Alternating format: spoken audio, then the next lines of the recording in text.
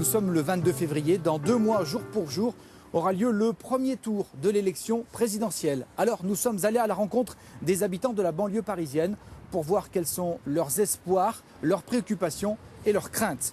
Gros plan sur la Seine-Saint-Denis, 1,5 million d'habitants. C'est le département le plus jeune de France, l'un de ceux également où l'on vote le moins, 60% d'abstention lors des dernières élections cantonales. Logement, éducation, emploi et transport, voilà les principales préoccupations des habitants que nous avons rencontrés.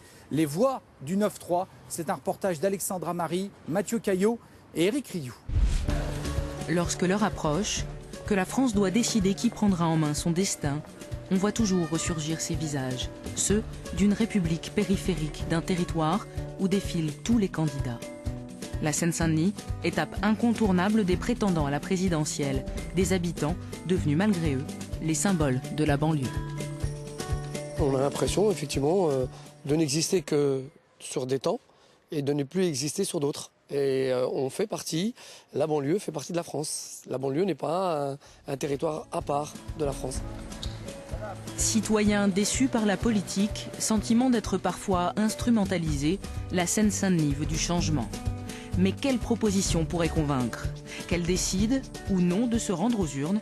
Devant notre caméra, des voix du 93 s'expriment. Il faut que le gouvernement qui sera mis en place en mai, il faut qu'il ait conscience que la France de demain, c'est nous, c'est les jeunes, c'est nous qui ferons avancer la France. On sera plus jeunes après, mais c'est l'avenir, c'est nous. Et la jeunesse de Seine-Saint-Denis s'organise. À quelques kilomètres de là, à Pantin, la présidentielle se prépare. Associations et habitants réfléchissent à une stratégie électorale. Parce qu'à mes yeux, il faut voter. Mais voter pour qui? Ou voter, on est plus dans une politique où il faut sauver la maison, sauver la casse. Voter pour qui? Le seul moyen, c'est de brandir cette arme, le vote. C'est-à-dire une pression électorale. C'est-à-dire, voilà, vous ne faites pas ça, bah demain, on vote plus pour vous. C'est pas nous qui allons remonter des propositions. Ça c'est fait. Ils les prennent, ils les mettent sous la main, ok, ils les rangent. En réponse à l'abstention, ils ont mis au point un nouveau concept, le contrat citoyen. Un observatoire pour vérifier si les programmes sont respectés une fois le candidat élu. Il existe des observatoires, mais pour nous surveiller, nous, on inverse les rôles. On observe le candidat qui s'engage. Et en plus, il va s'engager sur ses propres propositions. Donc déjà d'une, c'est qu'il y croit lui-même et donc qu'il va les mettre en place et qu'il va les tenir.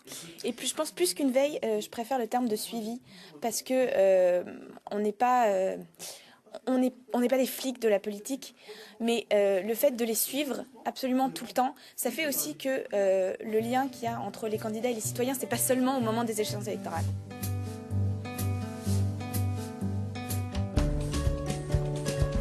Lors de l'élection présidentielle de 2007, 80% des électeurs de Seine-Saint-Denis s'étaient rendus aux urnes. Mais depuis, à chaque scrutin, l'abstention bat des records.